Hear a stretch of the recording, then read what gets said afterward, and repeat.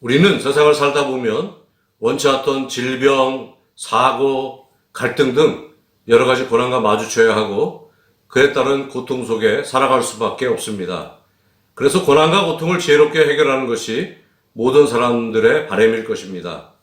저는 먼저 극심한 육체적인 고통 속에 살았지만 자기 분야에서 큰 업적을 이룬 세 사람과 그들이 자신의 고통을 대했던 방법을 여러분에게 소개하고 싶습니다. 먼저 독일의 철학자 니체입니다. 니체는 이렇게 말했습니다. 나를 죽이지 못하는 고통은 나를 더 강하게 만든다. 니체는 평생 심한 신경통에 시달렸으며 정신병으로 고통의 세월을 살았습니다. 니체는 자신이 느끼는 이 극심한 고통을 피하는 것이 아니라 그 고통을 적극적으로 찾아서 이겨내므로 고통을 극복하는 선택을 합니다. 그런 그의 자세가 나를 죽이지 못하는 고통은 나를 더 강하게 만든다라는 선언을 하게 한 것입니다. 두 번째로 제가 소개할 사람은 프랑스의 작가 미셸 프루스트입니다. 미셸 프루스트는 이렇게 말했습니다. 고통을 치료하는 방법은 고통을 충분히 느끼는 것이다.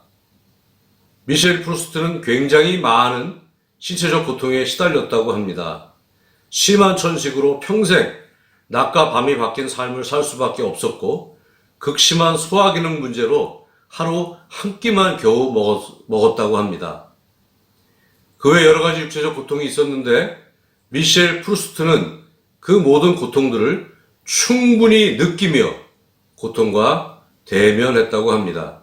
그래서 그는 고통을 치료하는 방법은 그 고통을 충분히 느끼는 것이다 라고 말을 했습니다.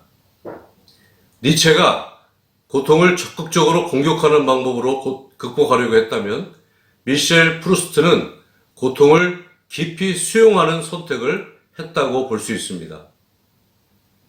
제가 마지막으로 소개할 사람은 오늘 본문에 등장하는 사도 바울입니다.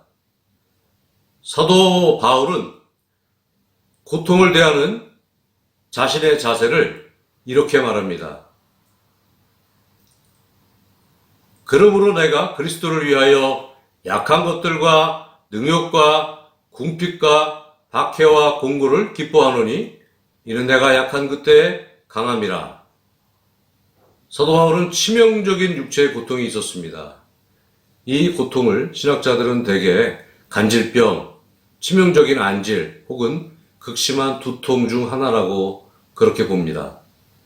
이 고질병은 사도 바울의 일상생활을 힘들게 했을 뿐만 아니라 많은 사람을 만나 복음을 전하는 사도 바울에게는 치명적으로 해가 되는 질병이었습니다. 사도 바울은 이 고통을 극복하기 위해서 하나님께 간절히 기도하며 도움을 구합니다. 하나님께서 답을 주시는데 하나님은 사도 바울의 육체적 고통이 사도 바울을 겸손하게 하는 하나님의 은혜라고 말씀하십니다. 쉽게 말해서 사도 바울의 고통이 사도 바울을 겸손하게 하고 사도 바울의 겸손이 하나님의 능력을 세상에 더 크게 드러나게 한다는 것입니다. 그래서 사도 바울은 이 고통을 기뻐한다고 고백합니다. 사도 바울은 하나님의 응답을 통해서 자신의 고통을 타인의 고통을 구하는 사랑으로 승화시키게 된 것입니다. 여러분은 타인의 고통에 대하여 평소 어떤 느낌을 갖고 계십니까? 현대사회의 특징 중 하나는 타인의 고통에 대하여 점점 무감각해지고 있다는 것입니다. 미국의 소설가이자 사회운동가 수전 손택은 타인의 고통이라는 책에서 이 사실을 고발하고 있습니다. 전 세계적으로 발생하는 여러 고통스러운 상황이 각종 뉴스 매체 등을 통해서 전달되고 있는데 이런 과정 중에 점점 타인의 고통이 단순히 호기심을 만족시키는 정도가 되고 그 사이 점점 사람들이 타인에 대한 고통에 대한 공감 능력을 상실하고 있다는 것입니다. 폭력의 고통을 당한 사람의 사진이 다른 사람들에게 단순히 호기심을 만족하는 뉴스로 바뀌는 현상 앞에서 수존 선택은 이렇게 말합니다. 폭력을 당한 사람이 숨쉬는 생생한 인간에게서 사물로 변형되어 버린다. 인간을 하나의 개인으로서 인류로서 구별 지어주는 것이 잔인하게 파괴되어 버린다. 이렇게 타인의 고통을 공감하지는 못할 망정 눈여깃거리 정도로 여기는 상황에 대하여 우리 그리스도인은 경각심을 가져야 할 것입니다. 부활의 큰 기쁨은 십자가의 고통에서 시작되었습니다. 예수님은 적극적으로 고통의 십자가를 찾아서 지셨고 그 십자가에서 인간이 받을 수 있는 모든 고통을 온몸으로 다 느끼고 받으셨습니다. 그렇게 하신 이유는 죄와 사망으로 고통받는 인간들을 구원하기 위함이었습니다. 그러므로 그리스도인의 정체성은 자신이 힘들 때 그 고통을 통해서 자신보다 더 힘든 상황에 처한 사람이 있다는 사실을 예수님의 눈으로 바라보는 것입니다. 그리고 예수님과 같은 마음으로 그들을 위해 하나님의 은총을 구하는 것입니다. 더 나아가 그들의 구원을 위해서 함께 싸워주는 것입니다. 사도 바울은 고난의 상황에서 등을 보이지 않았습니다. 그는 자신의 고통을 통해서 이웃의 고통을 바라보았고 이웃의 고통을 덜어주기 위해서 이웃의 구원을 위해서 예수님의 십자가를 높이 들고 늘 힘차게 전진하는 삶을 살았습니다. 이 과정을 통해서 어느 틈엔가 사도 바울의 고통은 기쁨으로 승화되었던 것입니다. 이것이 바로 바울의 고통을 치료하시는 하나님의 방법이었습니다.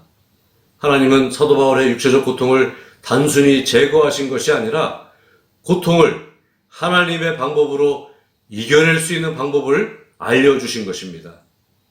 그래서 사도 바울은 이 비결을 통해서 다른 고통, 즉 그가 오늘 본문에서 고백한 약한 것들과 능욕과 궁핍과 박해와 공고를 다 이겨낼 수 있다는, 심지어 이런 고난을 기뻐할 수 있다는 고백을 하고 있는 것입니다. C.S. 루이스는 고난은 인생을 향하여 하나님의 뜻을 전달하는 확성기라고 말했습니다. 고난과 고통 앞에 우리는 하나님의 뜻에 더욱더 귀를 기울이고 적극적으로 하나님의 말씀을 들어야 할 줄로 믿습니다. 코로나19로 전 세계적으로 수많은 사람들이 고통받고 죽어가는 이때에 그 고통을 나의 고통, 내 가족의 고통으로 공감하고 무릎 꿇고 기도할 수 있는 저와 여러분이 되기를 바랍니다.